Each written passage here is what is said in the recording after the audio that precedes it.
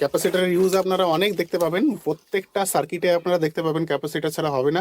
AC থেকে DC করতে গেলে ক্যাপাসিটর ফিল্টারিং পারপাসে কাজে লাগবেই, না হলে আপনার ডিসির যেটা কার্ভ সেটা আপনার কমপ্লিট হবে না, টাইম ডিলে হয়ে যাবে সেখানে। আর ক্যাপাসিটরের যেটা ক্যাপাসিটেন্স সেটা আমরা ক্যালকুলেট করি হচ্ছে ফ্যারাড, মাইক্রো ফ্যারাড, ফ্যারাড দিয়ে। তো এই ক্যাপাসিটরের কাজ হচ্ছে পাওয়ার সাপ্লাইতে, এখানে কাজ হচ্ছে এটা ফিল্টারিং পারপাস। ফিল্টারিং পারপাস বলতে এটা আপনার, এটা জেনে রাখুন শুধু যে এখান থেকে যে ডায়োড থেকে যে ডিসি হয়ে গেল, ডিসি হয়ে আসার পরে এটা কার্ভটা সম্পূর্ণ কমপ্লিট হয় না, একটা স্ট্রেট লাইনে যায় না, এটা আহ, এরকম স্কোয়ারে এরকম down up down up down করতে থাকে। আমি ডিসি কার্ভগুলো আপনাকে স্ক্রিনে দেখাচ্ছি। এই যে যে এখানে দেখছেন যে কমপ্লিট স্ট্রেট নেই, এখানে আপ ডাউন হয়ে যাচ্ছে। সেই ফিল্টারিং পারপাসে এই ক্যাপাসিটার ইউজ হয়। এটা হচ্ছে পোলারাইজড ক্যাপাসিটার। ক্যাপাসিটার দুই ধরনের হয়। এই পাশে একটা লাল রঙের ক্যাপাসিটার আছে দেখুন, এটা হচ্ছে নন পোলারাইজ ক্যাপাসিটার, এটা এসিতে লাগাতে হয়।